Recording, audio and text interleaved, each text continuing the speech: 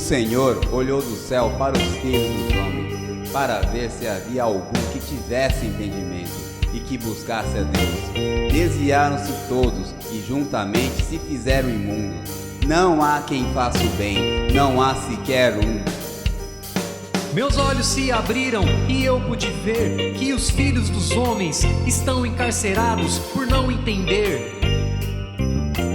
Presos em si mesmos, nas suas loucuras, desviaram-se todos do caminho de Deus e nem se preocupam, nem buscam saber aonde foi que errou, para poder reverter.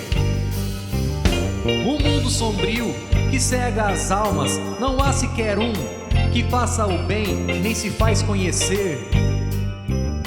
Foi dada a condição para toda a criação e tempo suficiente para nos tornarmos conscientes. Ninguém ensina ninguém, o conhecimento vem do alto. Há um espírito do homem, é o nosso anjo alado. E minha voz que clama no deserto, endireitai o caminho do Senhor. É tudo que eu peço. E minha voz que clama no deserto, endireitai o caminho do Senhor. É tudo que eu peço. Mas todos ignoram esta voz que fala alto dentro das consciências, neste mundo falso. O beijo da serpente envenenou os corações, deixaram o Senhor para viver de ilusões. E agora o que fazer? Ouço muitas lamentações. É o fim dos tempos, guerra entre nações. Os sinais que foi falado estão todos se cumprindo: fomes, pestes, terremotos e a pedra absinto.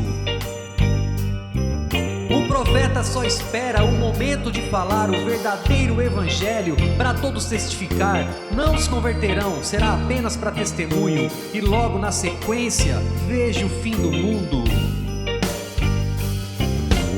E minha voz que clama no deserto, endireitai o caminho do Senhor. É tudo que eu peço. E minha voz que clama no deserto, endireitai o caminho do Senhor. É tudo que eu peço.